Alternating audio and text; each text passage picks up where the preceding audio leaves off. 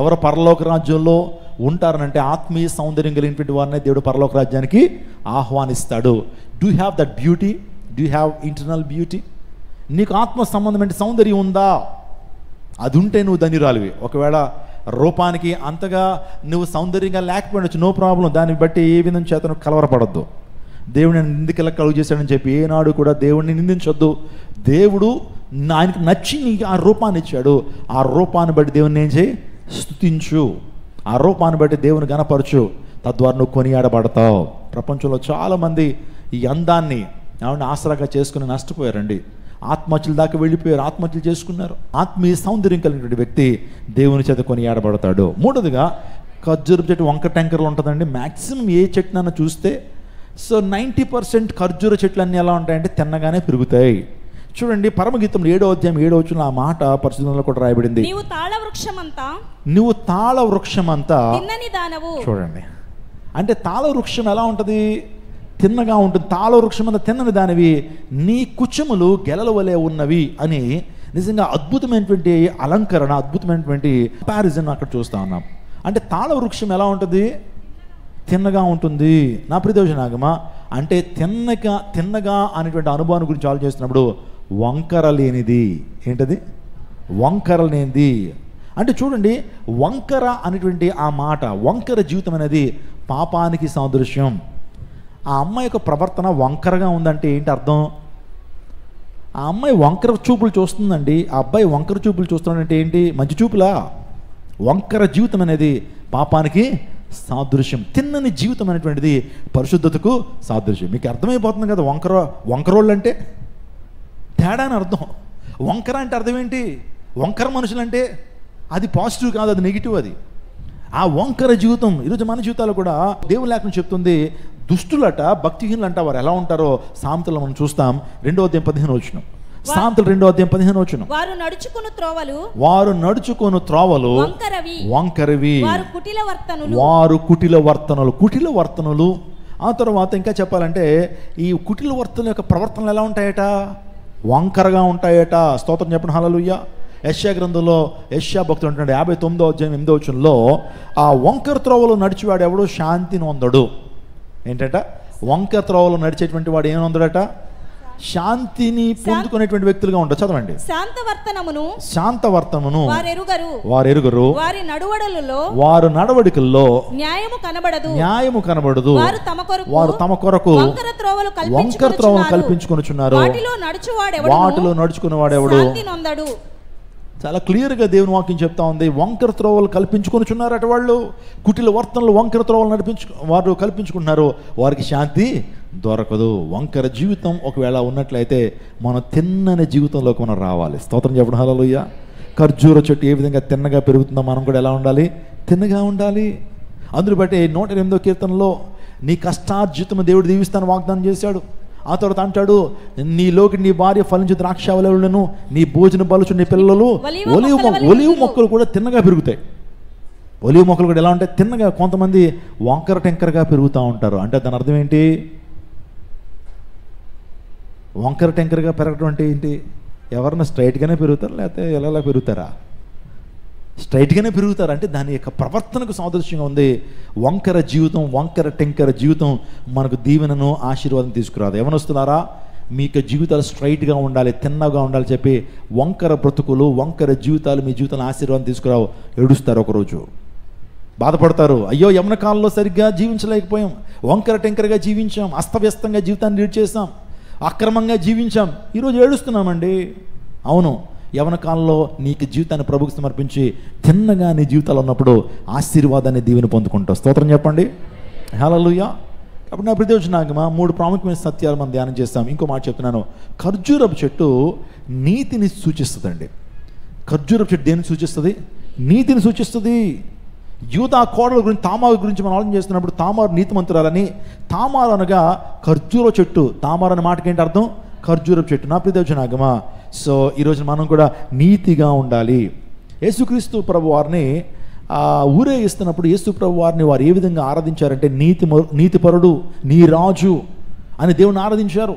ఖర్జూర కొమ్మలతో యేసుక్రీస్తు ప్రభుని ఆరాధిస్తూ ఉన్నప్పుడు హోసన్నా జయం, హోసన్నా జయం అని అందరూ కూడా ప్రభుని గణపరుస్తున్నప్పుడు వారిని ప్రభువుని గణపరచడంలో ప్రాముఖ్యమైన అంశం ఏంటి తెలుసా? ప్రభువు నీతిమంతుడు. హల్లెలూయా! మన ప్రభువు నీతిమంతుడు. ఆయన జకరియా గ్రంథం 9:9 చదువుదాం. జకరియా గ్రంథం 9:9 జకరియా ప్రవచిస్తున్నాడు యేసుక్రీస్తు ప్రభు గురించి, ఆ రాజు గురించి ప్రవచిస్తున్నాడు. చదువుదాం. సియోను నివాసులారా బహుగా సంతోషించుడి, యెరూషలేము నివాసులారా ఉల్లాసముగా ఉండుడి. నీ రాజు, చూడండి అక్కడ ఆ మాటను చదవండి. నీ రాజు నీతిపరుడును, రక్షణ గలవాడును, దీనుడునై గాడిదను గాడిద పిల్లని ఎక్కి నీ వద్దకు. చూడండి, నీ రాజు ఎలాంటి వాడట? లోక సంబంధంలో చాలా మంది రాజులు నీతిమంతులుగా కనబడరు, కానీ నీ రాజు అంటే మన ప్రభువు యేసుక్రీస్తు ప్రభు వారు నీతిపరుడును, రక్షణ కలవాడును, దీనున్నాయి. 3 ప్రాముఖ్యమైనటువంటి క్వాలిటీస్ అక్కడ చెప్పాడు, 3 ప్రాముఖ్యమైన లక్షణాలు చెప్పాడు. మన ప్రభువు నీతిమంతుడు, మన ప్రభువు రక్షణ కలిగినటువంటి వాడు, మన ప్రభువు దీనుడు. హల్లెలూయా! ఆయన ఎంత దీనత్వాన్ని ధరించుకుని లోకానికి వచ్చాడండి. పరలోక రాజ్యం అనేటువంటిది ఈ విశాల విశ్వాన్ని తన నోటి మాట ద్వారా కలుగు చేసినటువంటి గొప్ప సృష్టికర్త అయినటువంటి దేవుడు నన్ను రక్షించడానికి మానవ రూపాన్ని ధరించుకుని నీ వలే నా వలే మానవుడిగా మారిపోయి వచ్చాడు. ఎంత దీనత్వాన్ని మన ప్రభువు యేసుక్రీస్తు ప్రభు వారు కలిగి ఉన్నారు. ఆయనకంటే దీనుడు ఎవరైనా ఉన్నారంటారా? మనం కొంత ఆధిక్యతలు రాగానే ఎంత గర్విస్తాం, కొంత టాలెంట్స్ రాగానే ఎంత గర్విస్తుంటామో, ఇంకా చెప్పినట్టు కొంత ధనం రాగానే ఎంత గర్విస్తుంటామో. కానీ ప్రభువారు ఆయనకంటే ధనవంతుడి ప్రపంచంలో ఉన్నారా? ఆయనకంటే జ్ఞానం కలిగినటువంటి ప్రపంచంలో ఉన్నారా? ఆయనకంటే మహత్కార్యాలు చేసేటువంటి ప్రపంచంలో ఉన్నారా? మరణించిన వాడిని కూడా లేపినటువంటి ఆ గొప్ప దేవుడు తన శిష్యుల పాదాలను కడిగాడండి. తన శిష్యుల మేడగదిలో శిష్యులు ఉన్నప్పుడు ఆయన వెంటనే తన యొక్క పై వస్త్రాన్ని తీసి ఒక చిన్న రుమాలు తన యొక్క మొలకు చుట్టుకుని ఒక పళ్ళెంలో ఒక పాత్రలో నీళ్లు తీసుకుని శిష్యులు పాదాలు కడుగుతున్నాడు. శిష్యులు ఆశ్చర్యపోయారు, అయ్యా నువ్వు ఏంటయ్యా, మా బతుకులేంటి అంటే యేసుక్రీస్తు ప్రభు దీనత్వాన్ని నేర్పించడం కొరకు ఆ శిష్యుల పాదాలు కడిగాడు. ఒకళ్ళు యోగ్యునిగా ఎంచబడాలనుకున్నప్పుడు, ఒక వ్యక్తి లీడర్గా ఉండాలనుకున్నప్పుడు, ఒక వ్యక్తి కొంతమంది మీద అజమాయిషి చేయాలనుకున్నప్పుడు ఆ వ్యక్తి తగ్గించుకోవాలి. ఆ వ్యక్తి దీనుడిగా మారినప్పుడే ఆ వ్యక్తికి ఆ ఎబిలిటీ వస్తుంది. ఆ వ్యక్తి ఎంత దీనుడిగా మార్చబడుతుంటాడో దేవుని ద్వారా అంత ఆశీర్వాదాన్ని పొందుకుంటాడు. దేవుడు ఆ వ్యక్తులను లీడర్స్గా చేస్తాడు. స్తోత్రం చెప్పండి. హల్లెలూయా! చాలామంది పరిచారకులు ఉన్నారు. ఒక మాట నేను చెప్పనివ్వండి, మీరు పరిచర్యలో బాగా ముందు కొనసాగాలి, పరిచర్య నేను ఇంకా ఎక్కువ చేయాలి, నేను యోగ్యునిగా ఎంచబడాలనుకున్నటువంటి కోరిక కలిగినటువంటి వారు మీరు దీనులుగా మారిపోయినప్పుడే ఆ దీనత్వం మీకు ఖ్యాతిని తీసుకొస్తుంది, ఆ దీనత్వం గొప్ప ఆశీర్వాదాన్ని తీసుకొస్తుంది. ఒక ఆయన సాక్ష్యాన్ని నేను విన్నానని నిజంగా చాలా ఇన్స్పైర్ అయిపోయాను నేను. ఆయన వాస్తవానికి రక్షించబడ్డాడట, మందిరానికి వెళ్ళాడట. రక్షించబడిన ప్రతి ఒక్కరూ కూడా ప్రభు సంఘంలో పరిచర్య చేయాలండి. పరిచర్య మాకు సంబంధించింది కాదండి. ఉన్నారు పరిచారకులు ఉన్నారు, వాళ్ళే చేస్తారు అనుకుంటే నువ్వు ఆశీర్వాదాన్ని ఏం చేసుకుంటున్నావు? పోగొట్టుకుంటున్నావు. మందిరానికి వస్తున్నప్పుడు మందిర పరిచర్య ద్వారా దేవుడిని దీవిస్తాడు. మందిరంలో చాలా పరిచర్య ఉంటుంది. లేదు ఏ పరిచర్య లేదా? ప్రార్థనా పరిచర్య చేయి. ఏ పరిచర్య లేదా? ఈ యొక్క మందిరాన్ని అనేక మందికి పరిచయం చేయి. దేవుని వాక్యాన్ని వినున్నట్లు అనేక మందిని ప్రోత్సహించు. చాలా రకమైన పరిచయాలు ఉన్నాయి. ఒకవేళ నువ్వు ఆసక్తి కలిగి దైవజనుడా నేను పరిచయం చేయాలనుకుంటున్నా, నాకు ఏమైనా అవకాశం ఇవ్వండి అంటే ఖచ్చితంగా నీకు అవకాశం ఇవ్వబడుతుంది. లేకపోతే చాలా పరిచర్య ఉంది ఈ యొక్క మందిరంలో, ఏదో ఒక పరిచర్య మీరు చేయాలి. మీరు బాప్తిజం పొంది ప్రభు రక్తమాంసాల్లో పాలు బాగుస్తున్న ప్రతి ఒక్కళ్ళు కూడా మీరు కానుకేస్తున్నారు, మంచిదే. కానుకతో పాటుగా మీరు పరిచర్యలో కూడా కొనసాగాలి. ఈరోజు ఇక్కడ ఉండొచ్చు, లేకపోతే వేరే సంఘానికి మీరు వెళ్ళొచ్చు, వేరే ప్రాంతానికి వెళ్ళొచ్చు. నీ మందిరంలో పరిచర్య చేసినప్పుడే దేవుడు నిన్ను నీ కుటుంబాన్ని దీవిస్తాడు. ఆమెను చెప్పండి. మాకు అవకాశం లేదు సార్ అంటారా?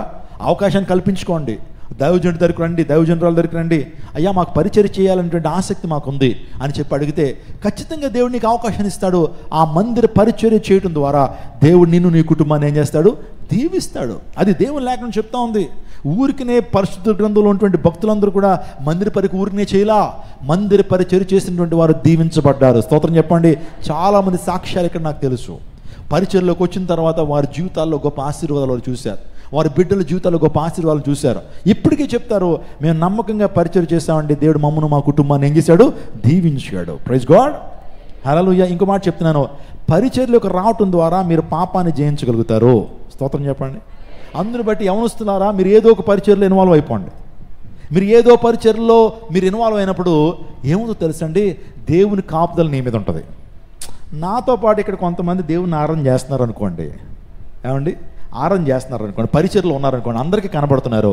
రేపొద్దున ఏదో శోధన వచ్చింది, తమ స్నేహితులు ఎవరో చెప్పారు ఒక వ్యర్థమైనటువంటి స్థలానికి రమ్మని ఆ సహోదరుని కానీ ఆ తమ్ముడిని కానీ రమ్మన్నారు అనుకోండి, ఇతనికి వెంటనే ఒక ఆలోచన వస్తుంది, దేవుని మందిలో నేను పరిచయం చేస్తున్నాను కదా, రేపొద్దున్న ఆ వ్యర్థమైన స్థలాల్లో, ఆ పాపస్థమైన స్థలాల్లో నేను కనబడితే వాళ్ళు ఏమనుకుంటారో.